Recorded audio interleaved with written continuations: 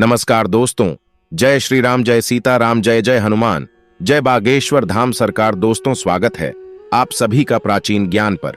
सच्ची श्रद्धा से कमेंट में जरूर लिखे जय सीताराम, जय बागेश्वर धाम सरकार।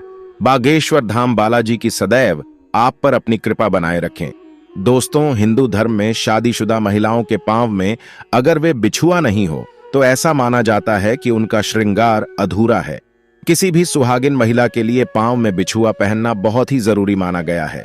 हिंदू धर्म में ऐसा माना जाता है कि महिलाओं के सारे श्रृंगार बिछुआ और टीके के बीच ही होते हैं।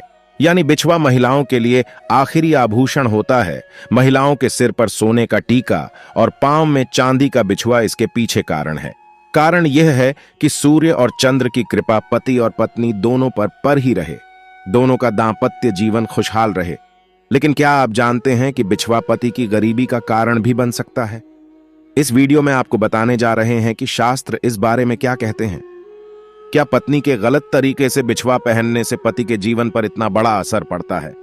पत्नी के गलत तरीके से बिछुआ पहनने से पति के जीवन, घर परिवार और खुशहाली समृद्धि पर क्या असर पड़ता है? इस वीडियो में इस बात की पूरी जानकारी आपको दूंगा। महिलाएं बिछुआ किस तरीके का पहने, महिलाएं बिछुआ कब पहने और महिलाओं को किस तरह का बिछुआ नहीं पहनना चाहिए, कौन सी अंगुलियों में पहनना चाहिए और कितनी संख्या में पहनना चाहिए, ये तमाम जानकारियां आपको इस वीडियो में मिलेंगी। तो वीडियो जरूर देखें, अंत तक बहुत ही महत्वपूर्ण जानकारियां हैं जो जरूर आपके जीवन में भी सुख, समृद्धि, खुशहाली लेकर आएंगे। अगर आप चैनल पर नए आए हैं तो चैनल को सब्सक्राइब करना ना भूलें और वीडियो को लाइक कर दें ताकि आपको इसी तरह की जानकारी प्राप्त हो सके। दोस्तों, हिंदू धर्म में भारतीय महिलाओं के लिए बिछुआ पहनना सिर्फ इस बात का प्रतीक नहीं है कि वो महिला शादीशुदा है, बल्कि इसके पीछे कई साइंटिफिक कारण भी है। ऐसा माना गया है कि महिलाएं जब पैरों की उंगलियों में बिछुआ धारण करती हैं, इससे उनका मासिक चक्र भी नियम अनुसार रहता है। ऐसा माना गया है कि शादीशुदा महिलाओं को बिछुआ पहनने से गर्भधारण में भी समस्याएं नहीं आती है। कुछ साइंटिफिक रिसर्च भी दिए गए हैं।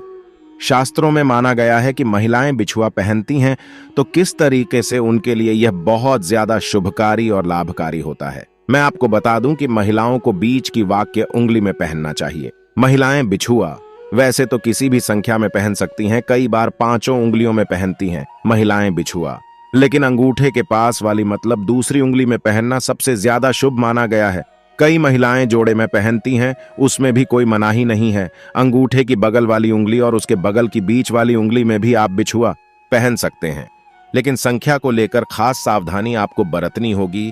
या तो बिछुआ की संख्या 2 पहने या 5।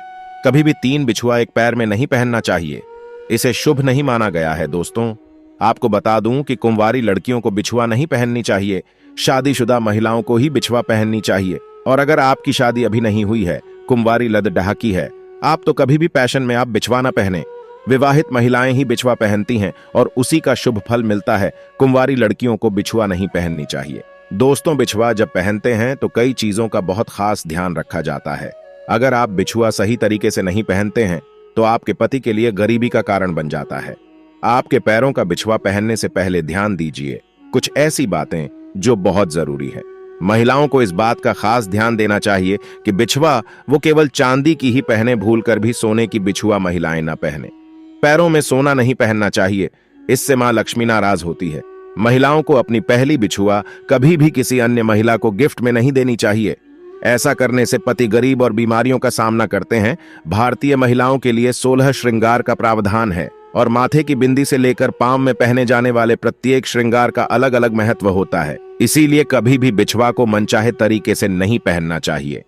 खास बातों का ध्यान रखते हुए अगर आप बिछुआ पहनते हैं तो बहुत ही फायदा इसका आपको मिलता है, लेकिन अगर चूक होती है तो इसका खामियाजा भी आपकी को भुगतना पड़ता है।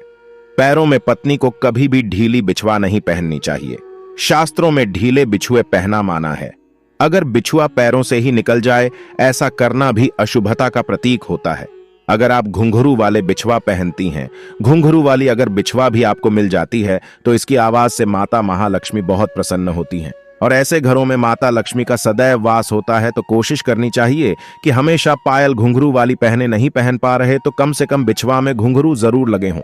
दोस्तों, ये छोटी छोटी बातें हैं, ये छोटी छोटी जानकारियां हैं, कई बार हमें होती भी है, लेकिन जाने अनजाने में हमसे गलतियां होती रहती हैं और खामियाजा हमें भुगतना ही पड़ता है, लेकिन हम अपनी अनदेखी में उसका खामियाजा भुगतते रहते हैं। तो छोटी सी बातें हैं, बहुत सरल उपयोगी जानकारी मैंने देने की कोशिश की है। प्रत्येक महिला के लिए जानकारी बहुत लाभकारी साबित होगी। अगर वो इन बातों को मानती हैं तो ऐसा जरूर करें, क्योंकि उनकी छोटी सी लापरवाही उन्हीं के परिवार के लिए, उन्हीं के घर की खुशहाली, सुख, समृद्धि, शांति के लिए एक कारण बन सकता है। और दोस्तों, सबसे महत्वपूर्ण बात, एक शादीशुदा औरत को अपना सिंदूर और अपने बिछिया किसी दूसरी स्त्री को कभी नहीं देने चाहिए। एक शादीशुदा स्त्री की पहचान उसका सिंदूर ही होता है और हिंदू धर्म में कहा जाता है कि औरत जितनी लंबी अपनी मांग भरती है, उसके पति की उतनी ही लंबी होती है उम्र। इसके अलावा सामुद्रिक शास्त्र में जो 16 श्रृंगार बताए गए हैं, उनमें से सबसे महत्वपूर्ण श्रृंगार सिंदूर ही है, जो न केवल एक स्त्री की गरिमा को दिखाता है, बल्कि उसके पति के सौभाग्य को भी बनाए रखता है।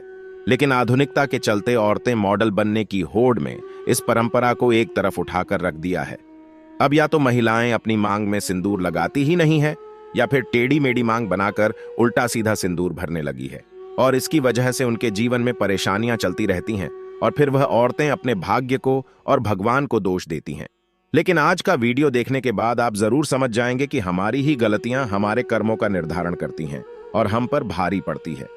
जो औरतें सिर धोने के तुरंत बाद सिंदूर लगा लेती हैं या फिर गीले बालों में सिंदूर लगाती हैं, तो ऐसे में उनके पति कर्ज में डूबने लगते हैं और उनके काम धंधे भी ठप होने लगते हैं। साथ ही आपको ये भी बता दें कि शास्त्रों के अनुसार गीले बालों में सिंदूर भरने से इसका प्रभाव महिलाओं के मन पर पड़ सकता है और उनके मन में बुरे बुरे विचार आ सकते हैं, और ऐसा करने से पति पत्नी के रिश्ते में लड़ाई झगड़ा और परिवार में क्लेश हो सकता है।